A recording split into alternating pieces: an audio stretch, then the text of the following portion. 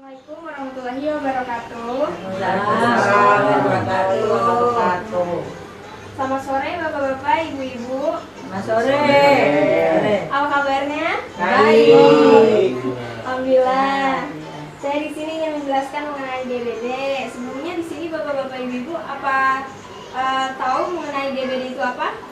DBD itu demam berdarah yang disebabkan oleh nyamuk Aedes aegypti. Ya, betul. Ya, bisa saya jelaskan di detailnya, yaitu DBD singkatan dari demam berdarah dengue.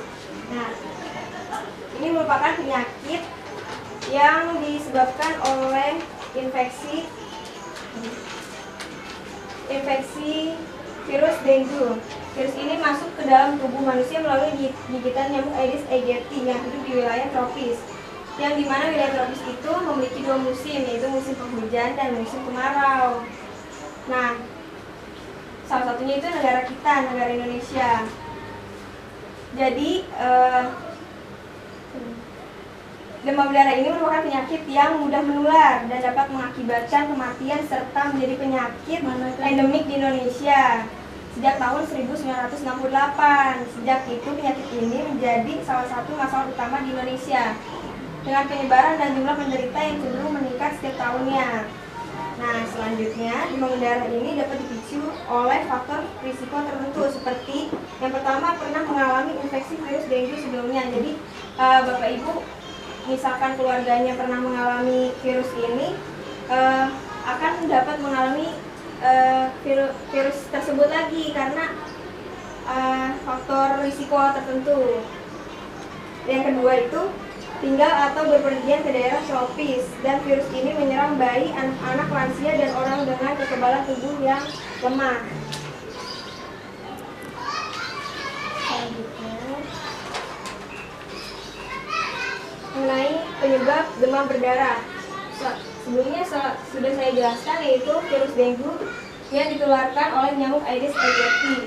Penularan terjadi saat nyamuk menggigit dan menghisap darah seseorang yang sudah terinfeksi virus dengue.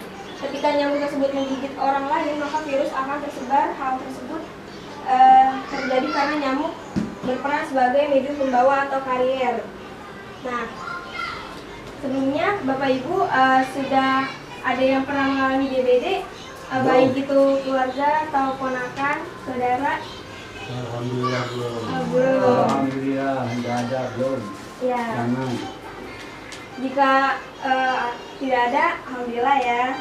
Tapi kalau misalkan untuk mengetahuinya gejalanya ini ada, yaitu yang pertama demam tinggi mencapai 40 derajat Celcius. Yang kedua nyeri kepala yang begitu berat.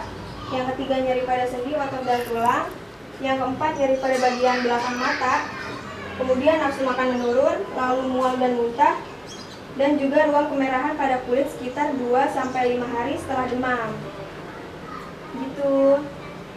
Jika Bapak Ibu sekalian mendapatkan keluarganya atau seseorang yang mirip dengan gejala tersebut, segera periksakan ke dokter atau dibawa ke rumah sakit, karena hal ini bertujuan untuk meminimalisir resiko dari komplikasi penyakit DBD. Apa Bapak Ibu ada yang tahu mengenai komplikasi DBD itu seperti apa? Belum tahu. Belum tahu ya. Tidak tolong Jelaskan Bu.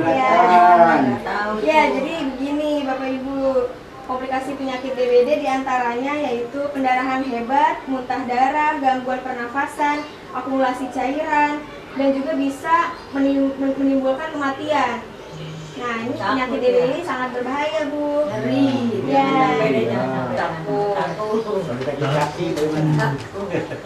Ya, seperti yang saya tadi jelaskan sebelumnya, bahwa DBD ini diperangkari oleh nyamuk Aedes aegypti.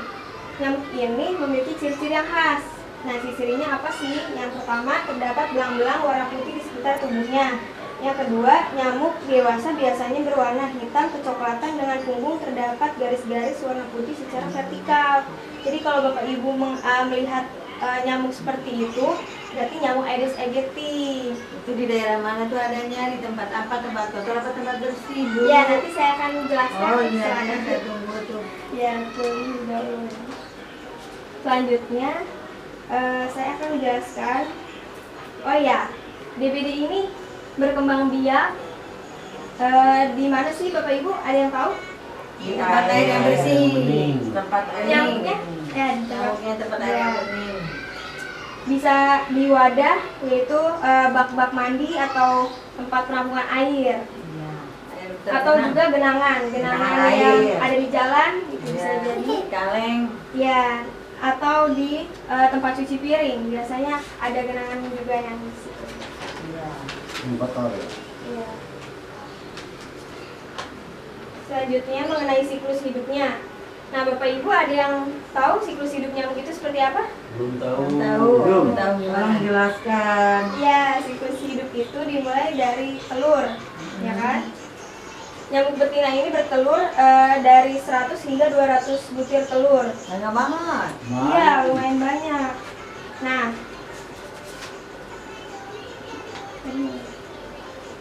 Nah, telur-telur ini nantinya akan ditempatkan di tempat-tempat yang berbeda, seperti bak-bak mandi atau genangan air atau tempat cuci piring.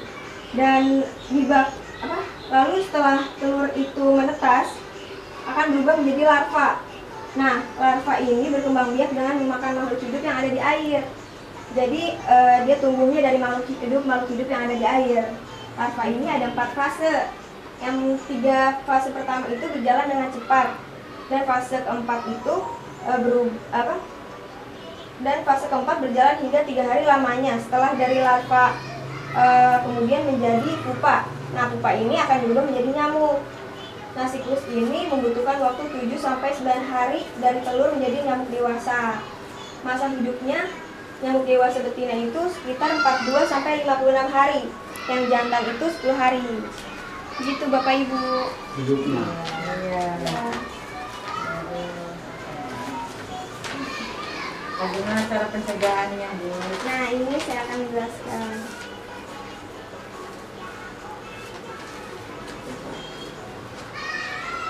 Pencegahan DBD. Nah, DBD ini kan sangatlah berbahaya ya Bapak Ibu. Jadi jangan khawatir karena ada pencegahannya. Nah, pemerintah juga melakukan pencegahan yang dikenal dengan istilah 3M+, pencegahan primer DBD. Yaitu yang pertama menguras tempat penampungan air dan membersihkan secara berkala, minimal seminggu sekali, karena proses pematangan telur nyamuk Aedes 3 sampai 4 hari dan menjadi larva di hari 5 sampai 7 hari, seperti di bak mandi dan kolam, supaya mengurangi perkembangbiakan nyamuk. Terus yang kedua itu menutup kan? Menutup tempat-tempat penampungan air. Jika setelah melakukan aktivitas yang berhubungan dengan tempat air, sebaiknya Anda menutupnya supaya nyamuk ini tidak bisa meletakkan telurnya di dalam tempat penampungan air tersebut, sebab nyamuk demam berdarah sangat menyukai genangan air. Yang ketiga, menguburlah barang-barang yang sudah tidak layak dipakai, yang dapat memungkinkan terjadinya genangan air. Nah, selanjutnya yang kegiatan plus ini dapat dilakukan dengan memelihara ikan cupang yang merupakan pemakan jentik nyamuk. Yang kedua, menanam tumbuhan pengusir nyamuk, lalu menaburkan bubuk ebet pada kolam atau bak tempat penampungan air setidaknya 2 bulan sekali. Takaran pemberian bubuk ebet ini sekitar 1 gram ebet per 10 liter air. Tidak hanya ebet, kita juga bisa menambahkan zat lainnya yaitu altosoid pada tempat penampungan air dengan takaran 2,5 gram per 100 liter air. Ebet dan altosoid ini dapat didapatkan di puskesmas atau apotek maupun toko bahan kimia.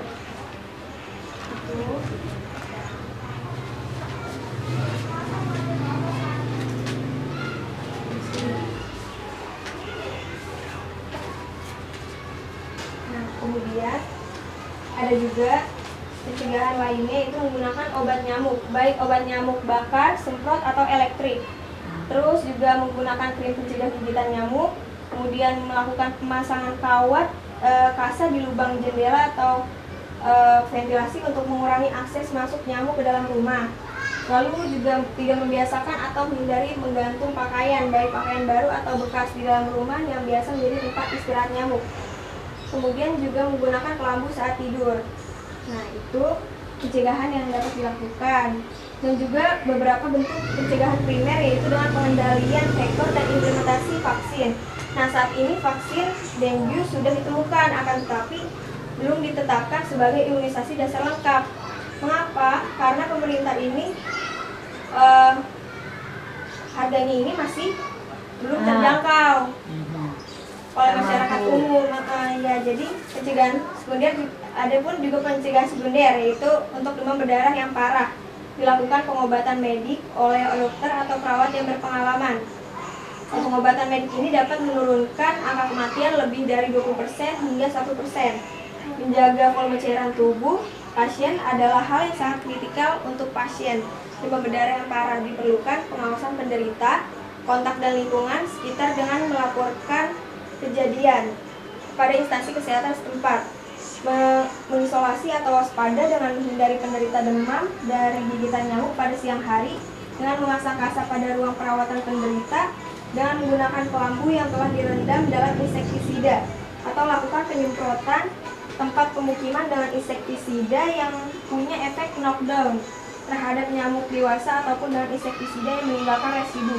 Lakukan investigasi terhadap kontak dan sumber infeksi. Selidiki tempat tinggal penderita 2 minggu sebelum sakit. Nah, ada pun salah satu lagi pencegahan, yaitu gerakan 1 rumah 1 jumantik. Nah, gerakan ini merupakan, sebenarnya jumantik ini adalah orang yang melakukan pemeriksaan, pemantauan, dan pemberantasan jentik nyamuk, khususnya Aedes aegypti. Hal ini dapat dilakukan dengan cara mengajak keluarga atau tetangga di lingkungan sekitar untuk menjadi jumantik rumah dan melakukan pemantauan jentik nyamuk serta pemberantasan sarang nyamuk 3M+ di rumah masing-masing. Yang kedua, berkoordinasi dengan ketua atau pengurus RT setempat membentuk jumantik lingkungan dan koordinator jumantik. Selanjutnya, berkoordinasi dengan ketua atau pengurus RT dan RW setempat membentuk supervisor jumantik. Nah, sampai di sini Bapak Ibu sudah cukup mengerti? Mengerti, Bu. Mengerti. Ya. Enggak. Ya. Jadi kalau Bapak Ibu sudah mengerti, apa Bapak Ibu ada yang ingin ada yang bisa menyimpulkan apa yang sudah saya tadi jelaskan sebelumnya mengenai penyakit DBD? Ya, bisa. Apa? Iya, ada. DBD itu penyakit yang menular juga. Jadi kesimpulannya kita harus menjaga kebersihan lingkungan, ya. Harus harus menguras bak mandi paling namanya itu seminggu sekali. Jangan membiarkan air tergenang di kaleng-kaleng atau dikubur tuh kali-kali dikubur supaya tidak ada air tergenang, tidak ada jentik nyamuk. Dan kita juga harus keluarga harus ikut jumantik ya. Jumantik itu Jumat bersih apa ya jumantik itu ya? Itu gerakan jumantik itu satu rumah untuk mencari jentik nyamuk. Iya. Itu pakai apa nyarinya ya? Pakai senter ya kalau nggak salah. Ya, terang lampu gitu ya. Iya kan? Iya, pakai senter lampu itu. Karena apa? Jentik-jentik kelihatan dari nyamuknya. Kalau misalnya pakai senter kan Kelihatan jentik nyamuknya itu. Iya, benar kan begitu ya. Berarti kita Diterang. harus menjaga, intinya harus menjaga kebersihan lingkungan supaya tidak ada nyamuk, terutama nyamuk yang berbahaya. Namanya nyamuk Aedes aegypti. Iya, betul Ibu. Ya, jadi Bapak Ibu sekalian sudah cukup mengerti ya? Ya, Bu. Jadi ya dengan penjelasan yang sudah saya paparkan tadi, diharapkan Bapak Ibu sekalian dapat mengetahui konsep penyakit demam berdarah dengue ini dan dapat menerapkan pola hidup bersih dan sehat dan maupun pencegahan yang telah saya sampaikan sebelumnya, yaitu dengan metode 3M+ serta gerakan jumantik. Nah, selain itu, Bapak Ibu sekalian sebaiknya sudah mengerti dan memahami bahaya dari penyakit DBD ini, sehingga Bapak Ibu dapat lebih waspada dan mampu menjaga diri dan lingkungannya dari kemungkinan terjangkitnya demam berdarah dengue. Dari makan banyak. Iya benar. Ya, sampai hanya ini saja yang bisa saya sampaikan. Kurang lebihnya mohon maaf. Semoga dapat bermanfaat bagi Bapak Ibu sekalian. Semoga Bapak Ibu sekalian terhindar dari penyakit DBD ini. Amin. Untuk mengurangi kasus DBD saat ini. Ya. Wassalamualaikum warahmatullahi wabarakatuh. Waalaikumsalam.